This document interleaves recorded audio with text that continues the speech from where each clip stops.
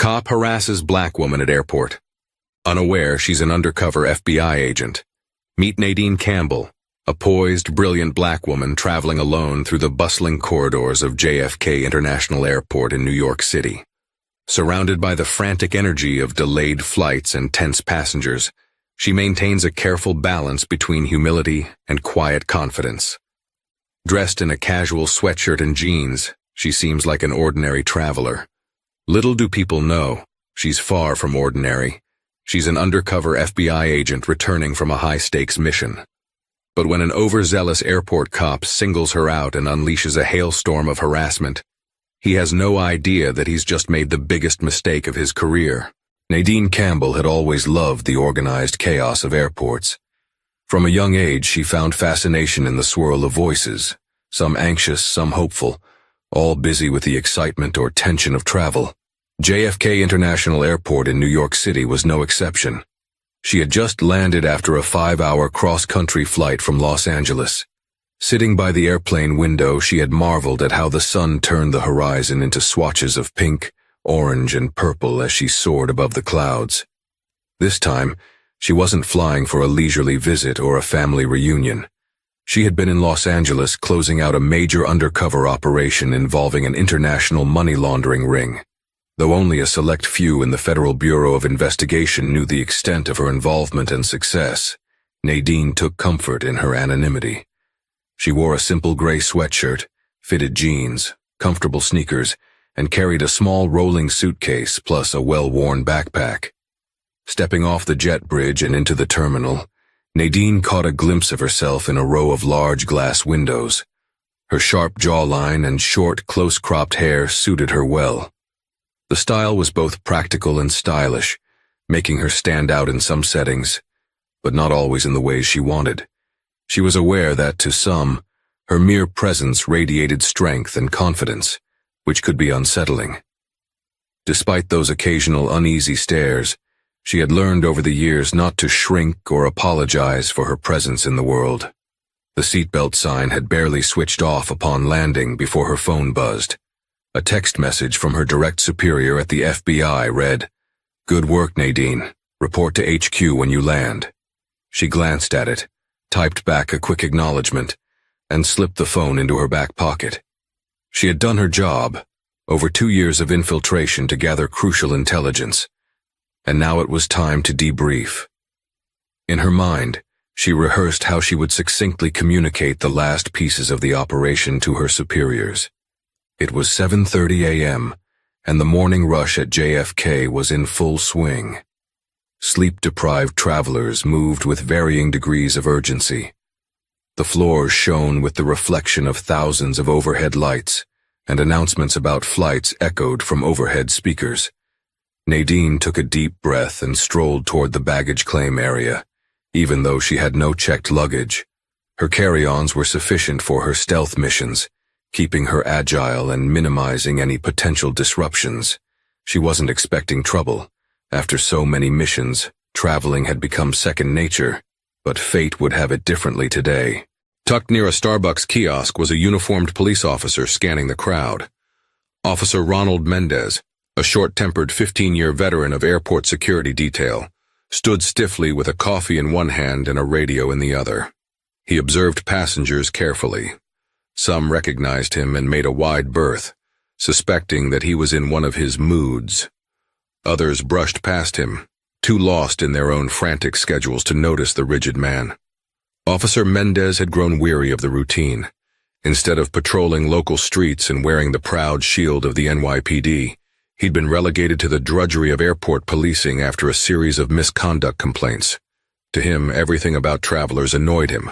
The loud talkers, the seat switchers, the incessant phone calls, even the kids running around with backpacks bigger than themselves. He had let his sense of pride warp into resentment, and resentment had begun to solidify into bitterness. When his hawk-like gaze landed on Nadine, he frowned. She was alone, beautiful with an air of quiet authority. That intangible presence piqued his interest and suspicion. Nadine walked with a kind of purposeful stride that stood out from the anxious hustle around her. Something off, he muttered to himself. Way too confident, He took another sip of coffee, bitter in flavor and in mood.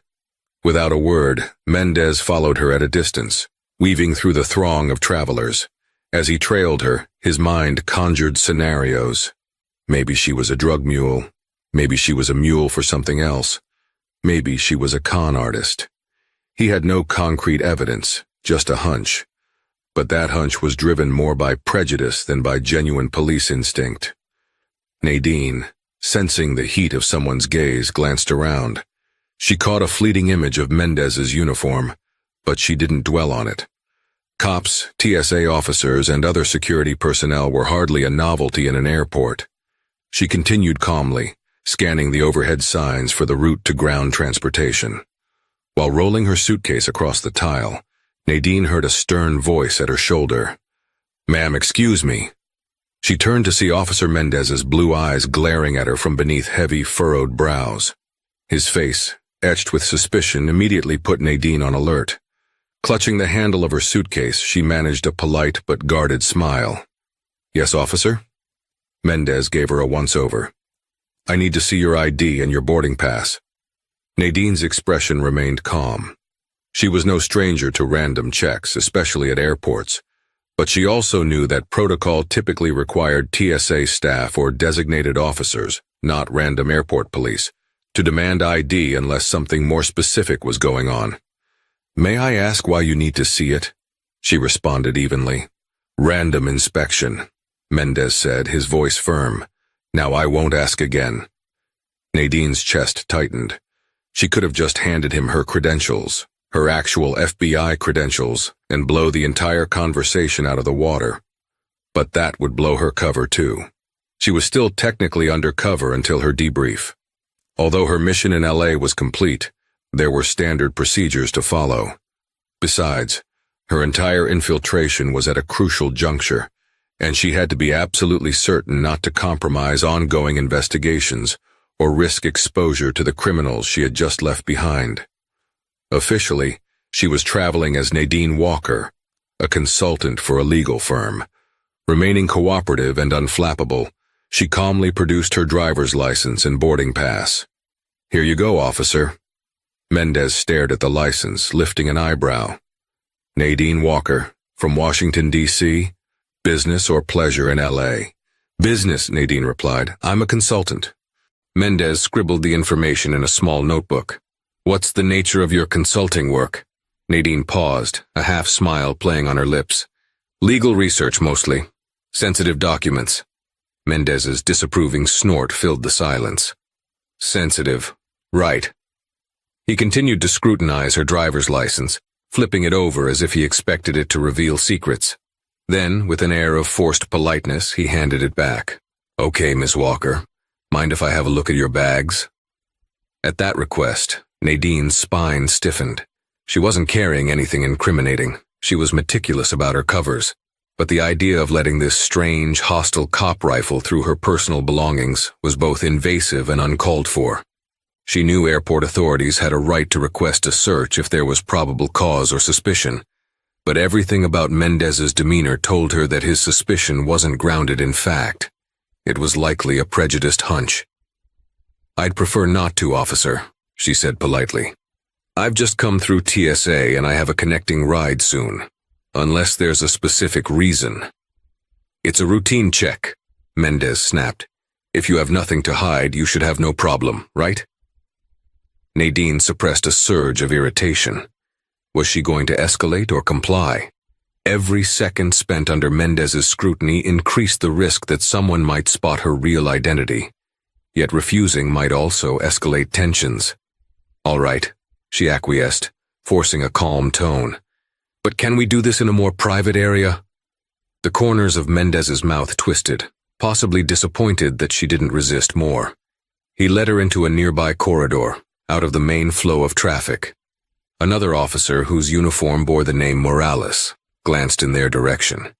Nadine watched as Mendez signaled him, and Morales politely pretended not to see. Clearly, Mendez had a reputation for these random checks, one that not all colleagues appreciated or shared. Inside the corridor, the fluorescent lights hummed overhead.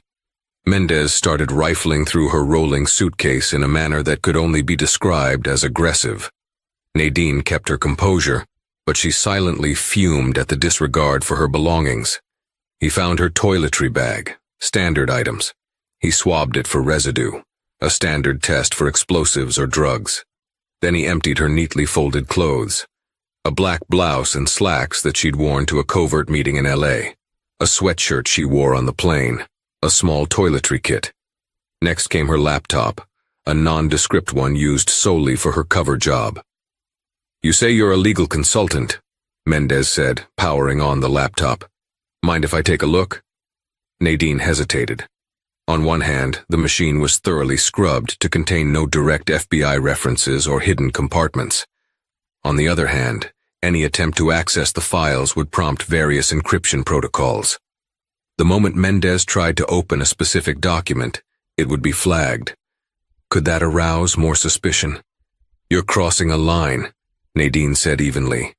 "Airport police do not typically have authority to search electronic devices without probable cause, especially once I've passed TSA. Mendez sneered, ignoring her protest. He typed on the keyboard, but his access was blocked. The laptop's main login required a password, and he was locked out after a few tries. His frustration mounted. "Look, Miss Walker," he snapped. "Our job is to ensure safety. We've had an uptick in suspicious activity recently." Nadine took a breath. "I understand safety is a priority, but do you suspect me of a crime, officer?" She locked eyes with Mendez, unwavering. In that second, she saw the flicker of hostility as if he realized he was losing the moral high ground. The truth was that he had no substantial justification. This was an abuse of authority. "If you're not hiding something, open your laptop," he demanded. Nadine exhaled slowly. "I have sensitive legal files, confidential privileged client information." "It's airport procedure," he insisted, though he sounded increasingly unsure. "I can't let you go until you open it." Nadine paused. She wanted to avoid confrontation, but there was a line to be drawn. "I'll show you the home screen," she said. "But that's as far as it goes without a warrant." With a quick keystroke, she typed her passcode and let him see the desktop. It contained a few standard folders labeled Client Docs, Research, Invoices. She clicked open a random file labeled Case Summaries 2021, which simply contained redacted text. Enough to look official, but not enough to reveal any real data about her job. Mendez scanned it, flipping through random pages. He couldn't glean anything from it.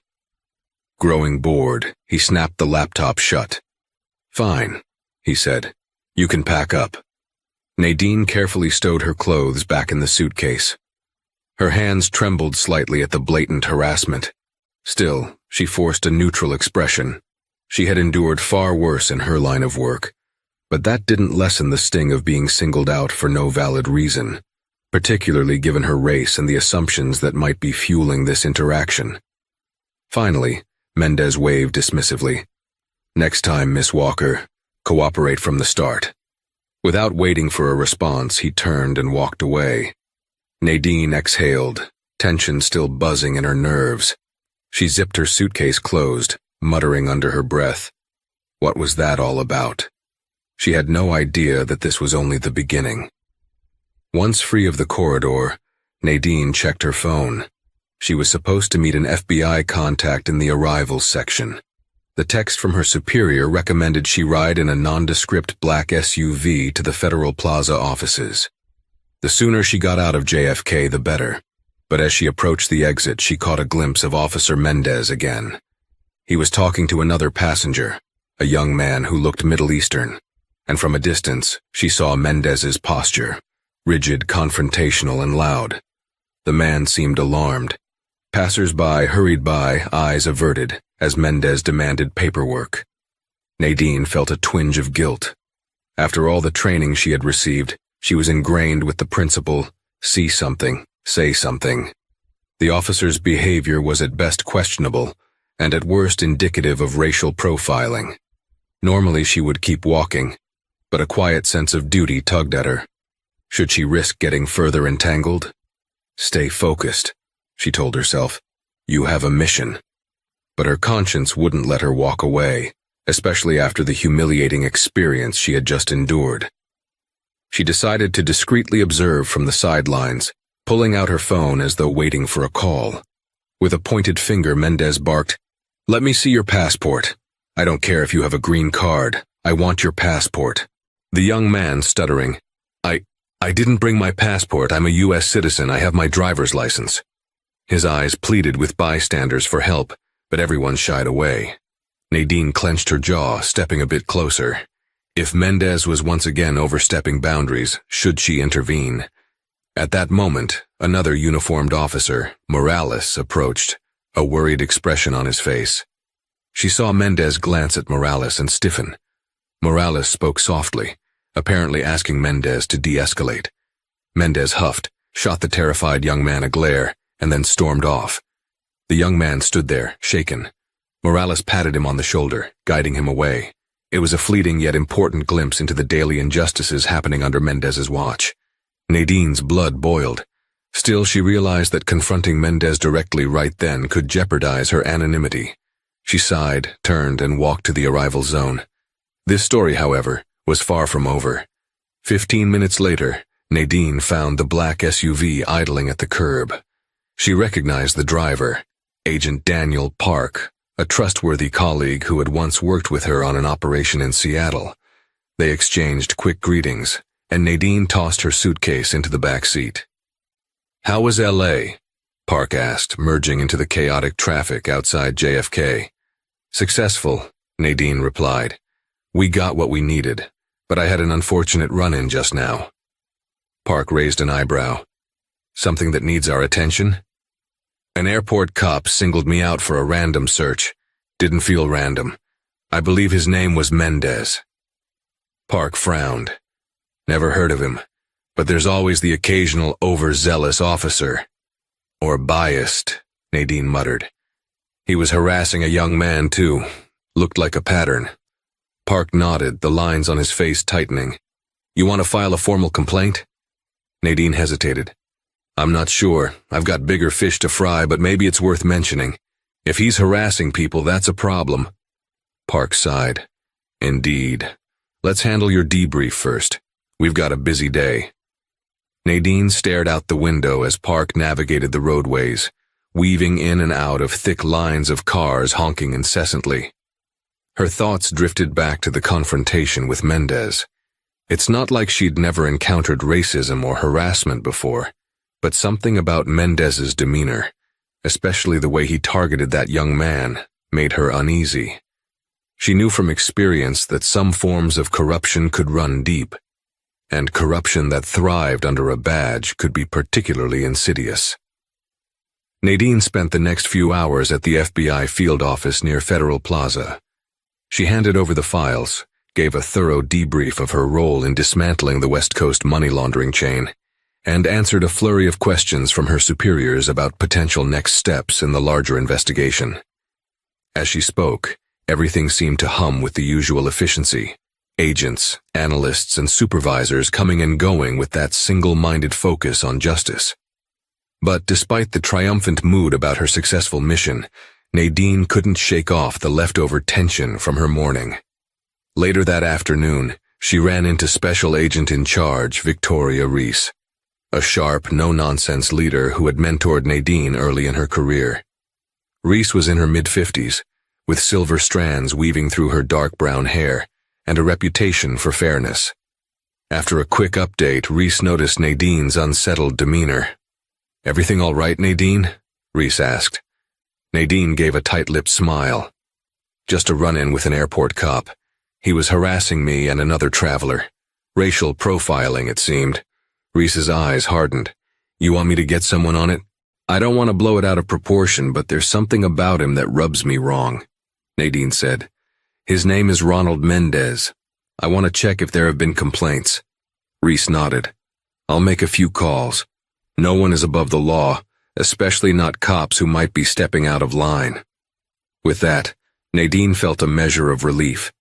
The FBI had no direct oversight over airport police in a day-to-day sense, but they could certainly look into repeated misconduct or civil rights violations if it crossed certain thresholds. She left the office with the comforting thought that she'd done the right thing by telling Reese. Early the next morning, Nadine returned to JFK for yet another flight, this time to Washington, D.C. to finalize the final stage of her mission. Under normal circumstances, she might have taken the train, but her superiors had requested her presence urgently. Still feeling uneasy about Mendez, she arrived extra early, hoping to bypass any drama. She checked in, cleared TSA smoothly, and grabbed a coffee at a chain cafe. With an hour to spare, she settled in a corner near a large picture window. Outside, airplanes moved slowly across the tarmac, their engines droning. Her phone rang. Agent Reese. Nadine answered quickly. "Good morning, ma'am." Reese's voice was resolute. "Nadine, we ran a preliminary check on Officer Ronald Mendez. We found multiple complaints. He's been flagged by the city's Civilian Complaint Review Board for use of excessive force and alleged racial profiling. He was transferred from the NYPD precinct to airport duty about 5 years ago, after some internal investigations." Nadine's jaw tightened. "I suspected as much. Thank you for the update. If we find more, I'll let you know," Reese continued. "In the meantime, keep your head down. I understand you're traveling again. Just be cautious. I don't trust that man." Nadine thanked her and ended the call, a swirl of conflicting emotions. She felt vindicated to an extent. Her instincts about Mendez's behavior were correct. But she also felt anxious, remembering how easily he'd singled her out. The possibility of crossing paths with him again made her uneasy. No sooner had she ended the call than she sensed a presence behind her. She glanced over her shoulder, and there he was, Officer Ronald Mendez, walking the terminal, scanning faces. Their eyes met, and Nadine's heart jolted. She looked away, hoping he wouldn't recognize her. But it was too late. She saw a flicker of recognition in his narrowed gaze. Without hesitation, Mendez altered his path and strode straight toward her. Nadine's pulse quickened, and she had a split-second decision: stand her ground or walk away. She decided to remain composed, letting him approach. "So, Miss Walker, back again?" Mendez said, crossing his arms. "You sure do travel a lot for a consultant." Nadine forced a thin smile. "It's a busy season for me. Something I can do for you, officer?" Mendez's lips curled in a smirk, just keeping an eye out, making sure people don't slip through the cracks. He glared at her coffee cup, as though it might contain contraband. "Where are you heading this time?" Nadine refused to cower. "Washington, D.C. "Right." Mendez looked her up and down. "You mind if I ask a few questions?" Nadine sighed internally. She noticed passers-by giving them curious looks. "What kind of questions, officer?" He leaned closer, dropping his voice. "Let's make this simpler. I think you're suspicious. Let me see your ticket." She hesitated. She had no desire to provoke him, but neither did she want to keep submitting to his intimidation tactics. She took out her boarding pass, not wanting a scene. "Fine," she said tersely. Mendez snatched it, studied it as if it were a forged treasure map, and then let out a soft, "Seat 14A, departing at 9:45, he read aloud. "You do know that you're supposed to wait at your gate, right? Instead of lurking around?" Nadine's temper flared. "Officer, it's an airport. I'm allowed to sit where I like until boarding. Is this conversation going anywhere?" Mendez handed back the boarding pass. "Watch your tone." By now the tension around them was palpable. A few onlookers slowed their steps, sensing that the confrontation was becoming heated. Nadine felt her muscles coil, adrenaline seeping into her veins. She couldn't blow her cover by flashing her FBI badge, but the desire to put him in his place was overwhelming. She took a long, steadying breath. "Have a nice day, officer," she said, turning away. She wasn't about to let him derail her flight. She had a job to do in D.C. Mendez didn't follow, but she could feel the weight of his stare, like a target pinned to her back. She had no idea that this would spiral into something far bigger than a hostile exchange of words. Nadine arrived at Gate B27 and found a seat. She immersed herself in her phone, checking last-minute emails from her FBI team. Though she kept her face neutral, a potent undercurrent of anger and unease still simmered within. It was one thing to deal with criminals in her line of work. She expected them to be dangerous. But an abusive cop under the guise of authority? That churned her stomach. 20 minutes before boarding, an announcement crackled over the intercom. Attention, passengers on Flight 483 to Washington, D.C. We regret to inform you of a slight delay due to mechanical checks. We anticipate a 30-minute wait. Thank you for your patience. A collective groan rippled through the waiting area. Nadine sighed but chose to see the silver lining. A slight delay was better than a mid-flight emergency. She glanced around for somewhere to grab water and maybe use the restroom. After buying a bottle of water at a nearby kiosk, she stepped into the women's restroom. Just as she was washing her hands, she heard scuffling sounds from outside in the corridor. Raised voices echoed against the bathroom's tiled walls. Curious, Nadine finished up quickly and walked out to see a commotion. Officer Mendez standing off with a tall black man in a suit. The man was protesting as Mendez demanded identification. People were watching wide-eyed. Nadine's heart sank. Another scene. The man was older, perhaps mid-50s, dignified. He had dropped his carry-on bag in surprise. Mendez was spewing questions. Where are you coming from? Why so nervous? Show me your ID. The man tried to remain calm, but frustration was evident in his voice. Officer, I'm not nervous. I'm startled by your aggression. I'm a corporate attorney traveling to D.C. for business. My name is Henry Briggs. Mendez cut him off. I don't like your tone, Mr. Briggs. Cooperation goes a long way. Something inside Nadine snapped. Enough was enough. She couldn't stand idly by while Mendez harassed yet another person, apparently also a person of color. The pattern was too glaring.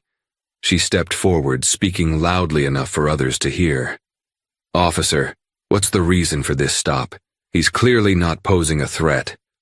Mendez whirled around, eyes blazing as he recognized her. Well, look who's decided to play Good Samaritan. Back off, Miss Walker.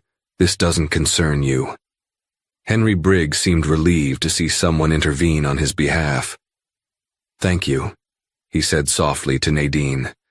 Nadine squared her shoulders. There's a difference between caution and profiling, Officer Mendez. Unless you have probable cause, you're out of line. The tension ratcheted up. Mendez's radio crackled, but he ignored it. Bystanders had their phones out, filming. Nadine could sense that Mendez was dangerously close to losing control of the situation, and maybe himself. You think you know the law? Mendez hissed. If you interfere with an investigation, I'll arrest you, Miss Walker. Nadine lifted her hands in a gesture of calm. She knew she was walking a razor's edge. If Mendez tried to place her under arrest, she could reveal her FBI identity, but that would certainly escalate matters. At the same time, she was loath to let him continue trampling on people's rights. Briggs, regaining composure, offered his driver's license. Here is my ID, officer. I'm not resisting. I just want to know why you're singling me out. Mendez snatched it, looked at it, and then shoved it back at Briggs. Fine, he snapped. This is a warning. Keep walking.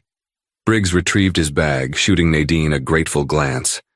Then he walked away, heading toward a different gate. Mendez turned his gaze on Nadine, pure fury contorting his features.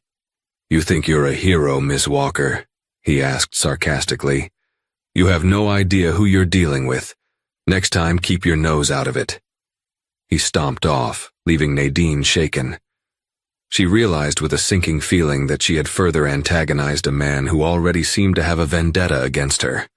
But letting him terrorize innocent people was never an option. Boarding finally began.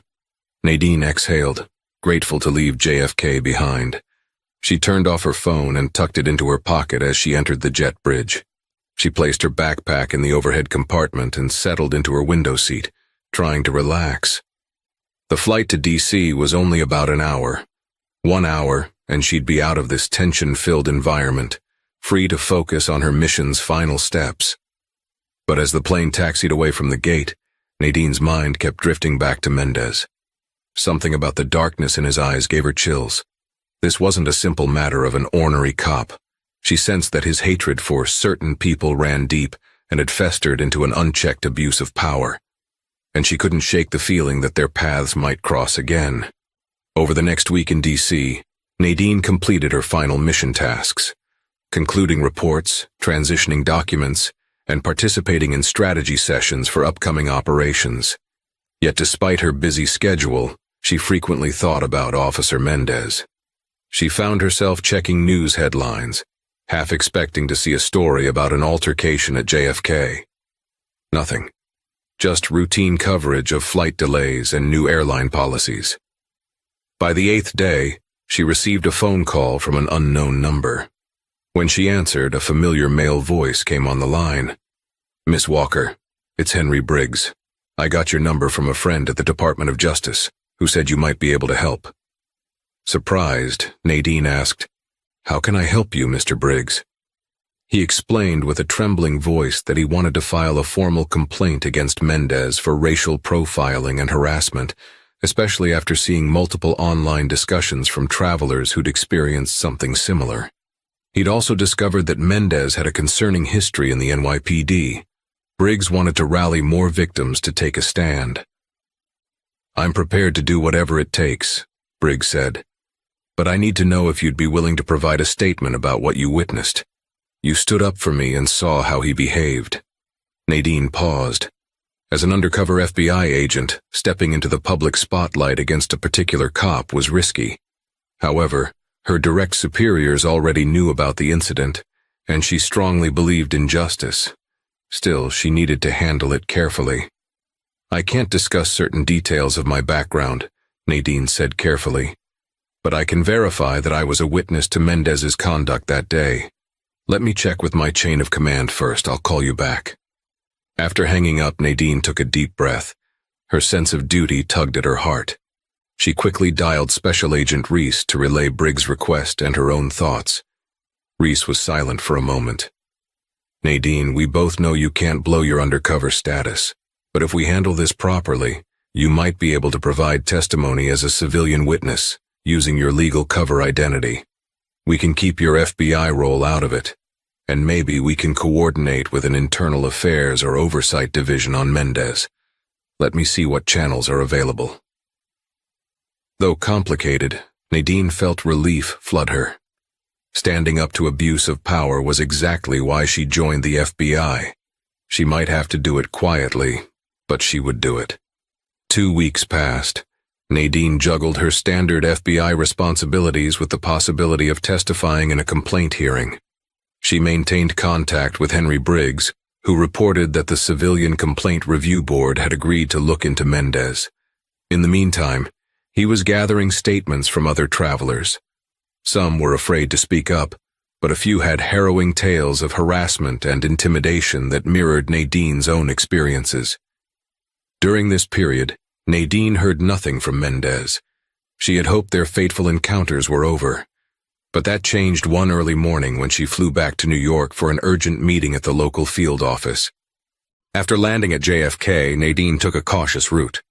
She had purposely worn a baseball cap, a hoodie, and dark sunglasses to conceal her identity. As she walked to baggage claim, the chatter of travelers and the whir of luggage carousels filled the air. The environment felt as hectic as always, but she tried to be inconspicuous. Then she heard a voice that made her freeze. "Nice disguise, Miss Walker." She turned slowly. There, behind her, was Mendez. He wore that same contemptuous smirk, and her heart thundered in her chest. How had he recognized her? "You never learn, do you?" Mendez said quietly, stepping closer. Nadine willed her expression to remain neutral. "Is there a reason you're following me again, officer?" He leaned in, the faint smell of cigarette smoke and stale coffee clinging to him. "Word on the street is you've been making trouble for me. Going around, telling your little sob stories about so-called harassment." Nadine's throat tightened. How had he discovered her involvement in Briggs's complaint? She had been so careful to keep her real identity separate. Unless someone at the review board let it slip that Nadine Walker was one of the potential witnesses. Or perhaps Mendez had recognized Henry Briggs from that day and started digging. I'm not sure what you mean, she said, forcing a calm she didn't feel. Mendez's eyes burned into hers. Don't play coy, Miss Walker. People like you love to cry racism at every turn. You can't stand law and order. Maybe you don't realize just how many friends I have in this city. So watch your step. Nadine instinctively shifted to a defensive posture. She was well versed in self-defense if it came to it, but the public setting tempered the risk of physical aggression. Yet the threat in his voice was unmistakable. She had no illusions that Mendez was bluffing. Some cops with an unchecked sense of power believed they were untouchable. She let a pause hang in the air, letting the tension speak for itself. Finally, she responded, "Don't threaten me, Officer Mendez. You're only digging yourself a deeper hole." With that, she turned and walked away, not looking back. Her nerves were on high alert, but she managed not to break into a run. By the time she reached the taxi stand, her entire body trembled from the adrenaline surge. She hopped into a cab and gave the driver the address of the FBI's field office, her mind racing. Mendez had discovered her involvement in the complaint, and now lines were being drawn. Inside the safety of the field office, Nadine wasted no time in going straight to Special Agent Reese's office. She recounted what had just happened. Reese sat, hands folded, her expression grim. "This is worse than I thought," Reese said quietly. "He's making direct threats. That's intimidation of a witness, which is a federal offense. We have enough to open our own investigation." Nadine nodded, relief mixing with fear. "I'm not backing down, but I can't do this alone."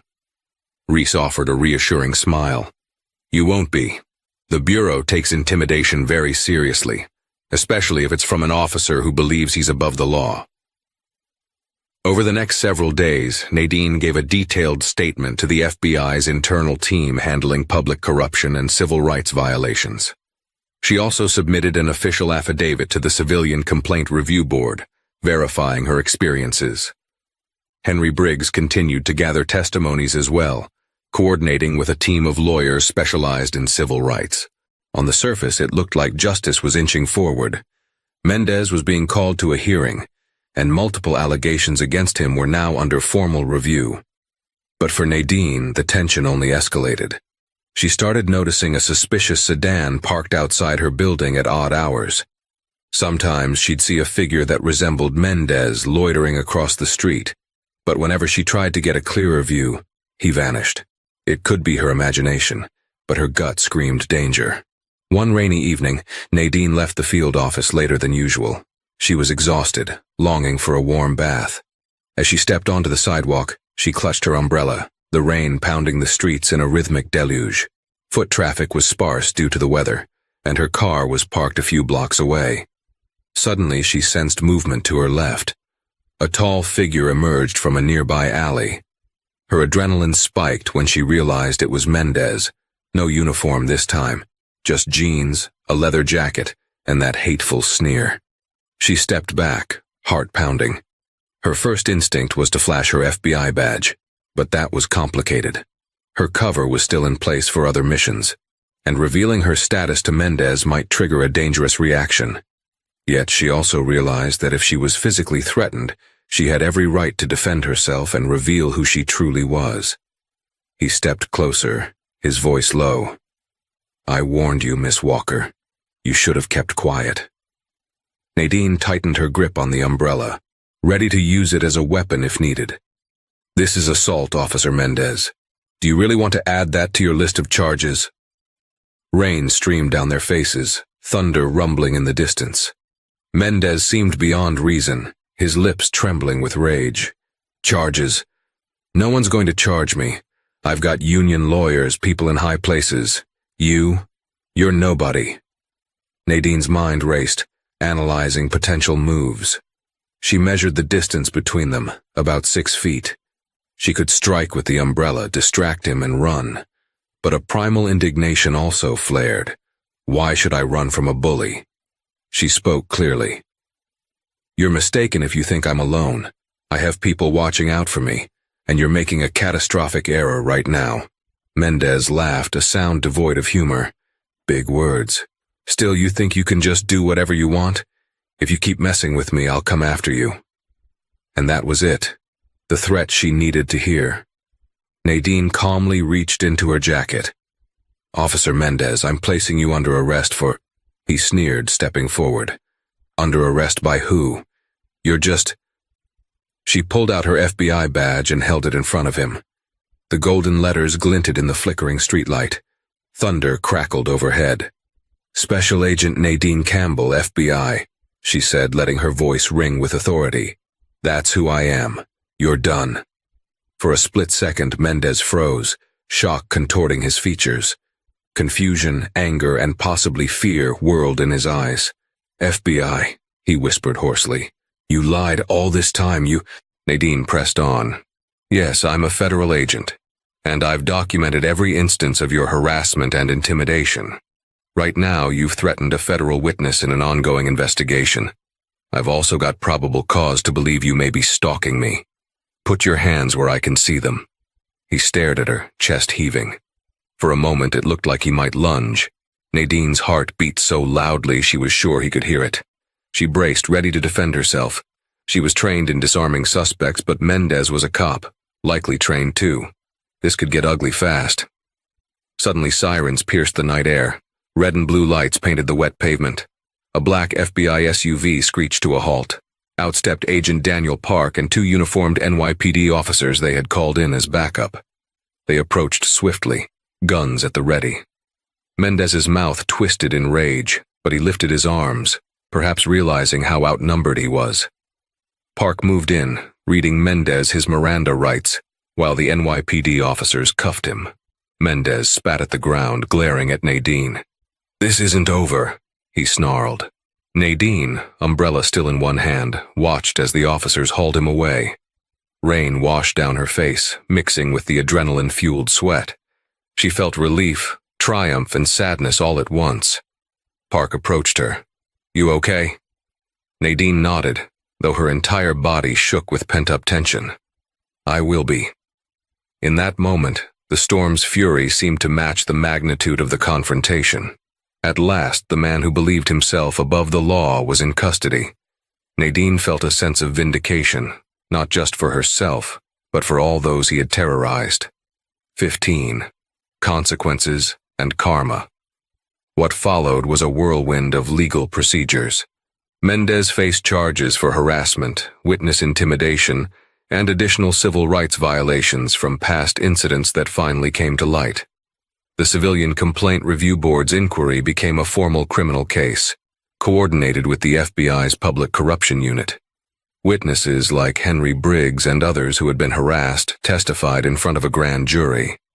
Nadine, using her formal title as Special Agent Nadine Campbell, gave her account of the events at JFK and her final confrontation with Mendez. Although she had to be selective in what she revealed, due to her undercover status in other operations, her testimony was still powerful. She recounted how he repeatedly singled out travelers of color, used intimidation, and explicitly threatened her life when she tried to stand up. Over time, more victims came forward, ranging from a college student wrongly accused of drug possession to a young mother forced into a humiliating strip search under Mendez's orders. The stories painted a chilling picture of a man who systematically abused the power entrusted to him. Mendez, meanwhile, attempted to paint himself as a zealous officer dedicated to public safety. But the overwhelming evidence suggested otherwise. In the months that followed, the karmic scales tipped heavily against Mendez. Not only did he lose his job, but he was also found guilty on several felony counts. Sentencing day arrived, and the courtroom buzzed with journalists, activists, and attorneys. Nadine didn't attend in person. Undercover obligations pulled her away. But she heard that Mendez received several years in federal prison, an outcome that many saw as a strong statement against police misconduct. For Nadine, life continued in the fast lane of FBI operations. She found herself reassigned to a new undercover detail in Miami, focusing on a cybercrime ring. Though the mission was brand new, the sense of justice she felt from the Mendez case lingered like a warm ember. Occasionally, she received updates from Henry Briggs, who had become something of a vocal advocate for police reform. He reached out to others who suffered from profiling and helped them navigate the legal processes. The two formed an unlikely friendship, rooted in their shared stand against Mendez's misconduct. One afternoon, while Nadine was in her Miami office finishing up some paperwork, she opened an email. It was from Briggs, a simple message that read, "Thank you for everything. Because of you, a lot of people can fly without fear. Keep doing what you do, Miss Campbell." Nadine smiled. She thought back to the day she first encountered Mendez. Who would have guessed that a routine arrival at JFK would trigger such a colossal fight for justice? She closed her laptop, grabbed her jacket, and headed out into the Florida sunshine, ready for whatever mission awaited her next. She carried with her the unwavering conviction that justice, though often delayed, can indeed triumph, and that even in the shadows of prejudice and abuse, a single light, be it an FBI badge or just a compassionate bystander, can blaze a path forward. And there you have it, the harrowing tale of one cop's corrupt reign shattered by a single undercover FBI agent who refused to be silenced. Nadine's courage reminds us that true justice can only bloom when individuals are willing to stand up and demand accountability. Her journey through airport corridors and courtroom battles echoed the hopes and fears of countless travelers singled out merely for their skin color or perceived differences. In the end, Mendez faced the full force of the law, and all those he once terrorized found a voice. If this story stirred your heart or opened your eyes, please remember to like this video, share it with friends, and subscribe to our channel. Your support helps us shine a spotlight on real-life injustices and the extraordinary people who champion change. Together, we can spread these important messages far and wide.